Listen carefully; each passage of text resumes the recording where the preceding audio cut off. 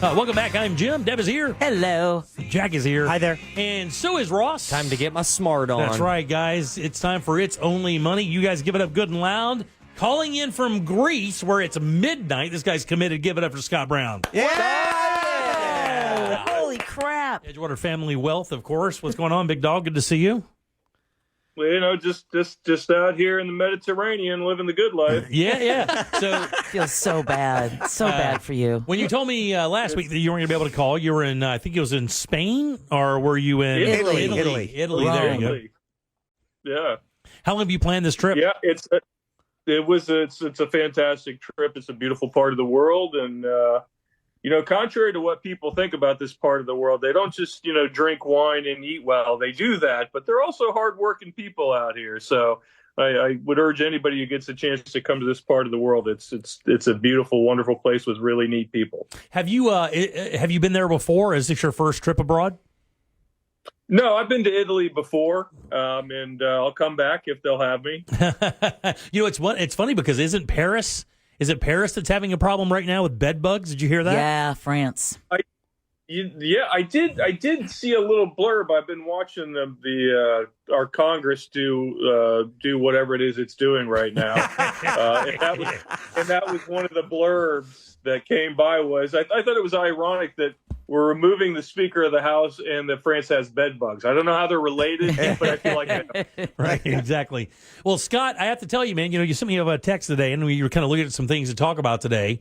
And that thing at the bottom was very interesting to me. I want to get that in a second because I've never heard that before, but it makes perfect sense. But, let's get to the first thing you sent me to talk about today. It says people want everything they do to work. They seek situations where every single investment they'll buy will work perfectly, and this mentality leads to nothing working out. Explain that. So basically, it almost sounds like that paralysis by analysis saying. Is that basically what it is, or?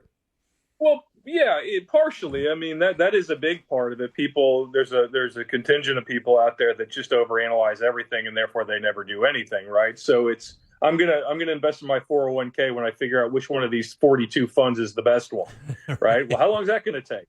Right. And how will you know that? Right. So again, it's paralysis by analysis is a thing, but I think more important than that is I can give you an example that happens to me from time to time. Is a client will come in and they'll look at a portfolio and they'll say, these 20 stocks that are in this portfolio that you guys run for me looks great. And I know I earned whatever I earned last year. Let's pretend it was 7 or 8% or 10 or whatever. But they want to fixate on of the 20 stocks that they own that are all green is the 2 that are red. So they might, again, in a portfolio of 20 stocks, maybe 2 of them were in energy when energy wasn't doing well. And the point I always try to make to people is I don't know for sure which 20 stocks are going to do well at any given moment. We diversify for a reason because sometimes energy outperforms, sometimes it's industrial, sometimes it's cyclical, sometimes it's consumer goods. There's no way to know for sure ahead of time, despite what the commercials on TV will tell you, which one of those things is going to do well. And then what happens to people is they fixate on these 2 or 3 positions, not just with us, but with any portfolio, not recognizing that in a year from now, those positions you don't like are likely to be the ones that perform. The ones that you're in love with today are likely to be the ones that are in the red. And you just can't keep repeating that process. So it sounds like to me that it's like when people get into an investment, like let's say I wanted to invest $5,000 and I came to you and I said, Scott, I got $5,000. I want to invest it. What do you suggest? You pitch a portfolio, you pitch some stuff. We get into that a year later, the thing comes up. Is it one of those things where people just overreact to reactions that they can't control? And the thing here is just once you make the decision, stay with it? Yeah, I don't think you should be ignorant of overwhelming facts. I mean, if you bought Enron, maybe you ought to pay attention to what's going on. Yeah, right? For sure. I like that joke. But that's an extremely rare instance, right? Most of the time, it's just a good company having a bad day. So if you bought 20 stocks and they were all they're Procter and Gamble or Kraft or, whatever it is, John Deere, Caterpillar, Citibank, whatever it is, you say these are solid companies. I think they're going to be great for me over the long term. And the long term, by the way, is not a year. The long term's 10 years, 15 years, 20 years. These are stocks. Warren Buffett's very fond of saying his favorite holding period is forever. Right. Right. That doesn't mean he holds every stock forever because something might change materially. But short of that, short of something major occurring, yes, you should pick quality companies or quality stocks or quality mutual funds or whatever and hold on to them for the extended period unless something very drastic, and I used Enron as an example, something like that were to occur. And is that something that you get when you again, let's go back to this thing. I give you $5,000, we do it, a year from now, we kind of look at it and we make adjustments or we don't make adjustments. Is that one of those things that you kind of really step in and go, okay, look, I know when you look at this, it's earning 6%. I said it had an opportunity to earn between 8 and 9 or whatever, but you got to stay put. Do you make changes in portfolios that very often? Or once you kind of set someone on a path, do you always recommend they stay on that path within reason?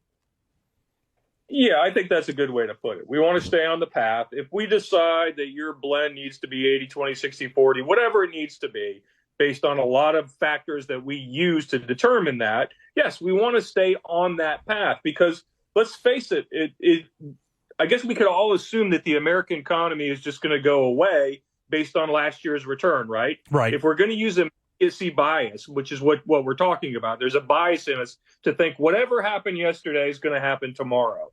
But investments don't work that way and life doesn't work that way. If you said 2022 is indicative of how the rest of my life is going to go in terms of investing, then you would just get out. Right. You would just stop, right? Yeah. But we know it doesn't work like that. A bad year does not a bad investment make. In fact, I would argue without bad years, without volatility, you don't get the good years. That's how the machine works. Wow, that's incredible. Hey, Scott, you know what? I was talking to somebody this weekend about our new segment about you, and everybody says the same thing. When they hear the word investment, they say, and I bet you could probably take this right out of my mouth, I can't afford to invest, right? I can't afford to do that. So with that said, and I said 5,000, let's say that somebody wants to start investing and they have $500. They have $500 saved, and I want to invest $500. Is that something that you look at and go, well, just save up a little bit more and then jump in? Or do you say jump in with 500, with 100, with 1,000? What does it take to start on that path to kind of putting money away for it to earn money on its own?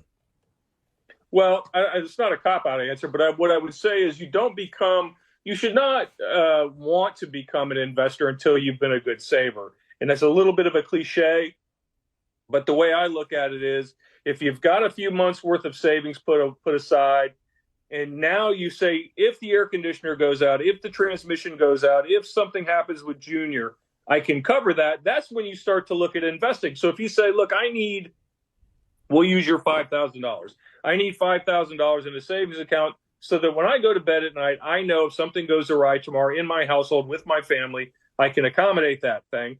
Once you reach that point, then the next $100, by all means, should be investable dollars, whether that's in real estate, your 401k, in a mutual fund, an ETF, a stock in a company that you like. Yes, by all means, once you've found that threshold where you're sleeping at night knowing that if, again, the things that happen to people, the car blows up, the roof blows off, something happens to the AC in the middle of the summer, once those things are covered, then by all means, yes, there is no amount, in my opinion, that's too small to get started, whether it be buying a security of some kind. If you like Microsoft or you like Apple or whatever your favorite company is, by all means, start taking down some shares at that point. Right. Scott Brown with us here, Edgewater Family Wealth, for our new segment called It's Only Money. See how he's just forcefully pointing at the camera? I was ready to throw money in my Roth IRA. Yes, sir. Yes, sir. Right. I did want to ask you something about the 401k Roth IRA thing, because I do find this interesting. What do you say to somebody, if we're like, hey, when you go to work, make sure that you make the most investment in your 401k that you can, right? And the company I work for doesn't offer a 401k. Would you suggest if you work for a company, let's say you work construction and you're out there slinging a hammer all day long, you make a pretty good living, but the company doesn't really offer any profit sharing, anything like that, or any way to save money. Can you open up a 401k just from a company that offers that and start contributing on your own just by yourself? Or do you have to work for a company that has one? Well, you can't. You would not be able to open a quote unquote 401k on your own because that is a company-sponsored retirement plan. That's just a code in the IRS. That's an IRS code. But you could certainly do a Roth IRA on your own. You can do an IRA, a regular old school IRA on your own. The difference being one's deductible up front, the other's tax-free, meaning the Roth on the back end. So I always tell people, which I've said before, if you're under 40, maybe even 45 or 50, the Roth is really a no-brainer to me because of the long-term consequences and the long-term tax avoidance.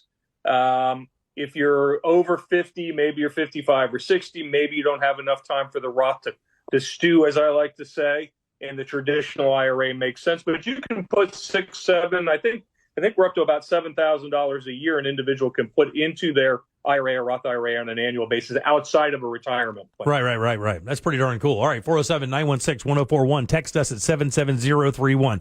So this next thing is a word I've never heard before. I've never heard this term before. Ross, let's go around the room real quick because we got a few minutes here. Let's see if these guys can figure out what this is. What is the Solomon Principle? Ooh, Solomon. Sounds biblical. King Solomon. It's actually paradox. Solomon's paradox. The Solomon Paradox. My apologies. The Solomon Paradox. What is the Solomon Paradox, Ross? I don't know. It sounds like you cut your child in half and you let God decide or something. There you go. Wrong Bible guy, but I love that. Good guess. There's something. Is that Abel? It's, I think Abraham, right? Cain? Solomon Paradox. Solomon, he no, he didn't feed people. Solomon, he didn't savings. I don't know. It's impossible to get this. I want to see you squirm specifically. Okay. All right, very good. Solomon Paradox. Well, let's see. When she cut his hair off, he lost his power. Was that Solomon? I thought it was Solomon because what was the woman's name? No, that was Delilah, Samson. Samson. Oh, that that's was Samson with the Samson. hair. Yeah, Solomon wrong was one. the very wise, rich king, I believe, right? Dude, Samson was weak. Get a haircut Yes. and you lose your powers. Yeah. We have to go back to Softy. Bible study. I think Solomon actually was one of the wealthiest figures of the Bible. He was a king, very wealthy. Tell us what the Solomon Paradox is. Listen to this, guys. This is very interesting. Well, so Solomon's paradox speaks to our ability to give other people advice we don't give to ourselves.